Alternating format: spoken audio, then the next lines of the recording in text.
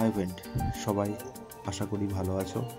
আজকে নদীর কোন কোন পয়েন্টে মাছ খায় সেই সব বিষয় নিয়ে তোমাদের সঙ্গে আলোচনা করব। নদিয়া ফিশিংয়ে স্বাগত।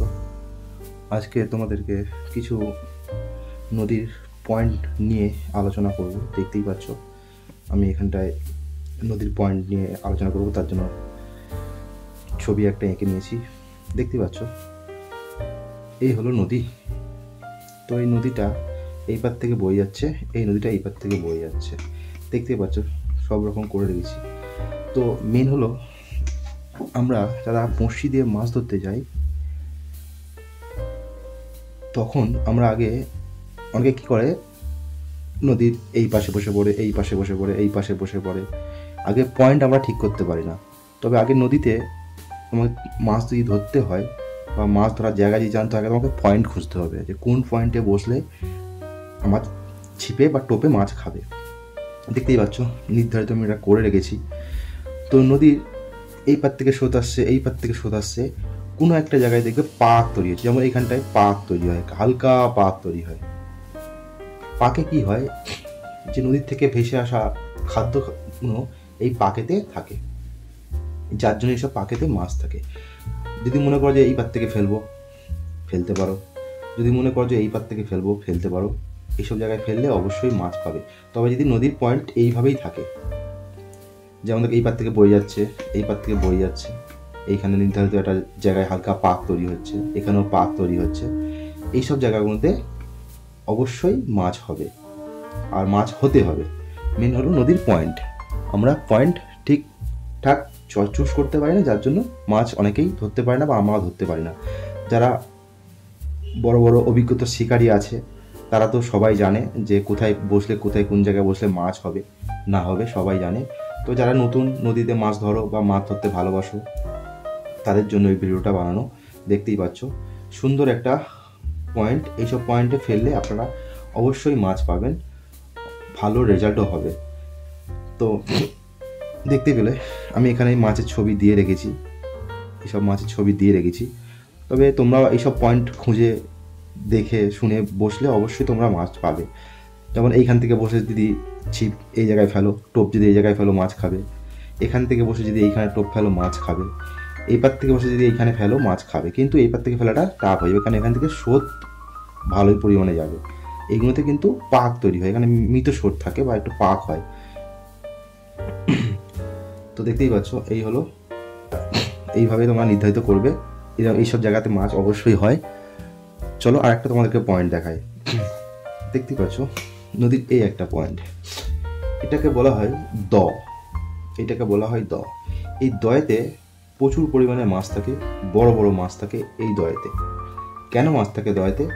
যখন স্রোত বয়ে যায়, ধরো এই পার থেকে স্রোত বয়ে যাচ্ছে, এইখানে কিন্তু পাক সৃষ্টি হয়, যার জন্য এই জায়গাটা এরকম ঘোল হয়ে যায়, দ তৈরি হয়ে যায়। এই দয়েতে প্রচণ্ড পরিমাণের খাদ্য খাবার থাকে, ময়লা আবর্জনা প্রচণ্ড পরিমাণে থাকে, যার জন্য এখানটায় প্রচুর পরিমাণে মাছ দাঁড়ায়। আর মাছের আশ্রয় দয়াই হয়। দেখবেন যখন মাছ নদীতে ধরতে যাবেন, কোনো জায়গায় যদি এইরকম জায়গা থাকে, সেই সব জায়গায় প্রচণ্ড পরিমাণে মাছ ওঠে। সব বড় বড় সাইজের মাছ এই সব জায়গায় দাঁড়ায়, এই পয়েন্টে সব বড় বড় মাছ দাঁড়ায় এই পয়েন্টটায়। হ্যাঁ, যদি ছিপ ফেলতে হয় তোমাকে, তুমি ধরো দয়ে মাছ ধরতে যাবে, এই বাঁ দিক থেকে ফেলতে পারো, ডান দিক থেকে ফেলতে পারো। ফেললে অবশ্যই এইসব জায়গায় মাছ হবে, এখানে মাছ হতে বাধ্য। কেন এইসব জায়গায় মাছ থাকে, দয়াতে প্রচণ্ড পরিমাণের মাছ থাকে, বড় বড় মাছ থাকে, প্রচুর মাছ থাকে। সে মাছের কোনো থাকে না এখানটায়, এই জায়গাটায় দ। এটা হলো দ বলা হয়।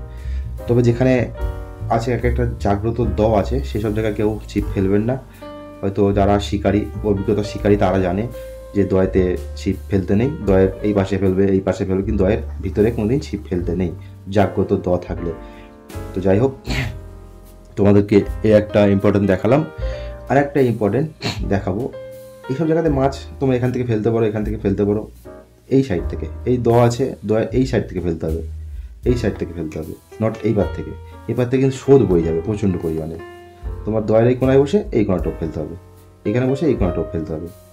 তাহলে কিন্তু অবশ্যই তোমরা মাছ পাবে, মাছ হবেই। টোপ ফেললেই মাছ হবে এইসব জায়গায়, এই দয়ের জায়গায়। এইগুলো হলো মাছের আশ্রয়। মাছ এখানে এই পাকে থাকে, এখানে খাবার থাকে প্রচণ্ড পরিমাণে, এখানে ময়লা থাকে, ডালপালা এটা ওটা বিভিন্ন রকমের, ওর মধ্যে ওরা আশ্রয় তৈরি করে মাছ থাকার জন্য জায়গা, এইসব জায়গাগুলো।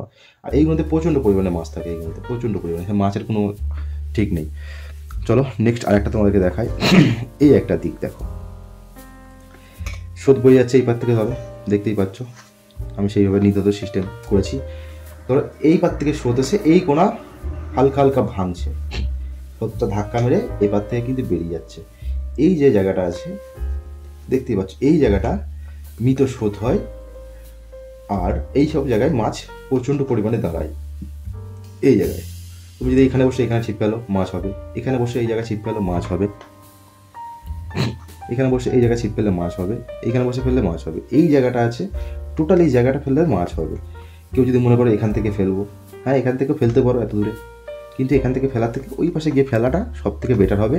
আর অবশ্যই এইসব জায়গাতে মাছ যদি ধরতে যাও এইরকম পয়েন্ট দেখে যদি ফেলো, অবশ্যই তোমাদের মাছ হবে। কেন নদীটা এসে এই পার থেকে ঘুরে এই পারে গেছে, এইখানে এসে জল ধাক্কা মারতেছে, এখানে কিন্তু প্রচণ্ড পরিমাণে স্রোত ধাক্কা মেরে স্রোত এই পার থেকে বেরিয়ে যাচ্ছে, এখান থেকে বেরিয়ে যাচ্ছে, দেখতেই পাচ্ছ এখান থেকে বেরিয়ে যাচ্ছে। আর এই জায়গায় মাছ কেন হবে, এখানে মৃত স্রোত থাকে, হালকা স্রোত থাকে, আর এইসব জায়গায় মাছ থাকে। এখানে টোপ ফেললেই, যেখানে এইসব জায়গায় যেখান থেকে খুশি তুমি টোপ ফেলো, অবশ্যই তোমাদের টোপে মাছ হবে আশা করি। তো জায়গাটা সুন্দর জায়গা। তো আমার যদি ভিডিওটা যদি ভালো লাগে অবশ্যই লাইক কমেন্ট শেয়ার করবে, আর চ্যানেলটাকে সাবস্ক্রাইব করতে ভুলবেন না। আশা করি তোমাদেরকে আরও নিত্য নতুন ভিডিও দেবো, নদী সংক্রান্ত বা কিছু মাছ ধরার টোপ চার এগুলো তো দেওয়াই আছে। যেসব দোকান থেকে চোপটা চার কেনা হয় সেসব দোকানে ভিডিও দেওয়া আছে, দেখে নিও অবশ্যই।